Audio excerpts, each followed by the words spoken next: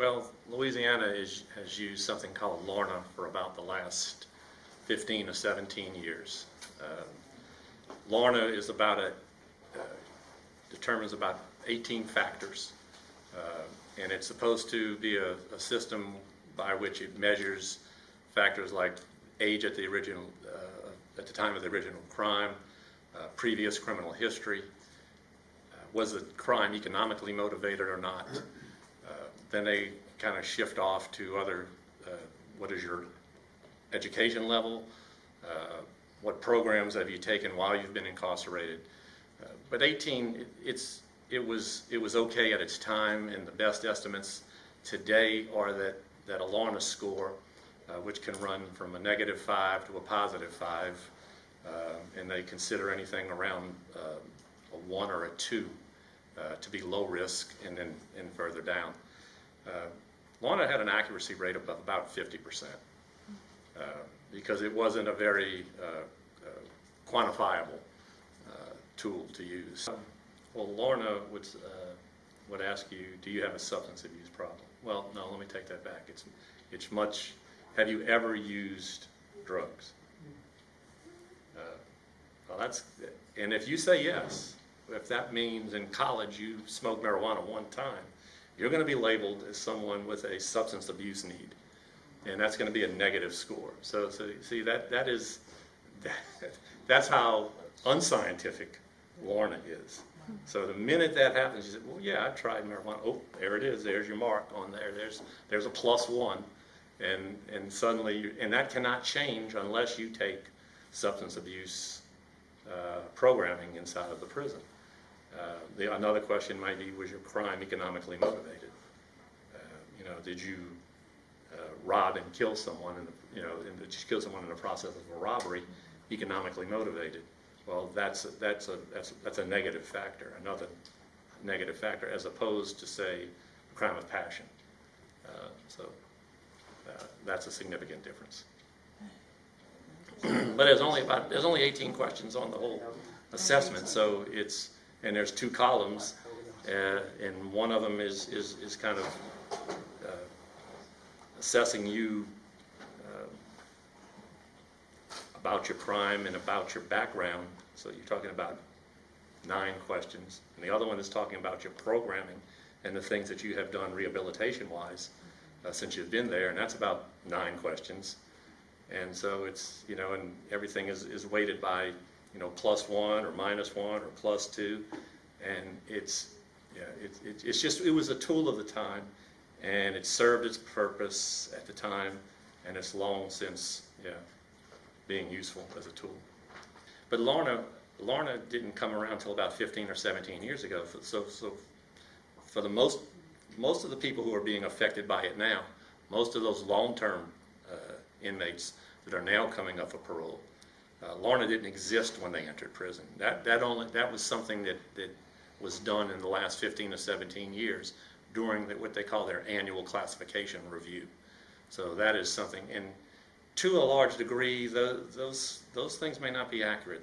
That data may not be very accurate, because the needs were never assessed on the beginning, and LARNA doesn't give a lot of room to assess needs. Mm-hmm. And so it was a tool of the time, but it's a very antiquated tool now. And the diagnostics were done, but nothing was ever done with it. As simple as that. It sat in a file somewhere, and so there was no programming to go along with the diagnostics. So in recent years, about 3 years ago, they started developing something called Tiger. Of course, it was developed by LSU School of Social Work, so the name is okay. But it's targeted intervention for risk, and I can't remember the whole acronym, but it uses a very complicated algorithm. It is not to replace subjective input on its own, but it uses and it's weighted differently to people with different types of convictions. So people serving life sentences, Tiger is weighted. Now the questions are all the same essentially, but once you put in what your sentence is, the algorithm starts weighing first its risk needs. So let me say that. When they take it, it analyzes, it's supposed to determine the risk and create a needs assessment, which is important. So that is something they're moving to right now. Needs assessment is the goal of the Department of Corrections, and this is a lofty goal, and who knows if they'll ever actually get there, is to tailor specific programming from the time they enter the system, based on this Tiger risk needs assessment. It is actually still in its beta stage. It hasn't been about 400 people have been tested, and those people that have been tested are juvenile lifers. Juvenile lifers are people who were convicted for crimes committed when they were juveniles and sentenced to life without parole. And what they call a class of lifers, they call 40-year lifers, people sentenced between 1973 and 1979. And they originally had parole eligibility when they were sentenced.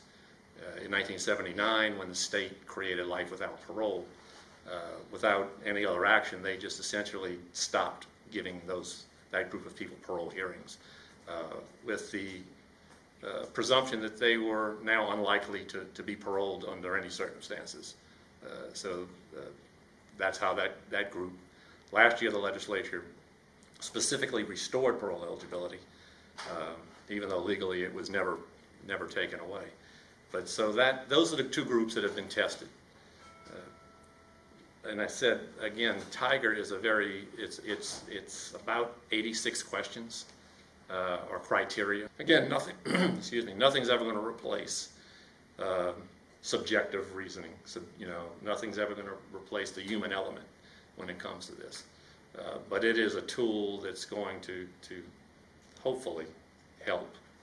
It is based on best practices. It is based on all the best research. So it's a tool. That's really all it is a tool to determine someone's needs initially coming in, and of the original group that's been tested, risk. And it's also cultural based. So it is not to try to take out any bias based on race or culture. And so this has gone on a while. I'm not saying this is going to be perfect and they keep finding things that they need to change, but they're trying to eliminate, just like standardized testing, they're trying to eliminate the racial and cultural biases. So the algorithm kind of takes that in consideration. As soon as someone identifies themselves in a racial category, the algorithm kind of starts accounting for that and balancing that. And so that does make a difference. One thing that it has shown is this group of people are very low risk and very high needs. They've been in prison anywhere from between the juveniles and these 40-year lifers.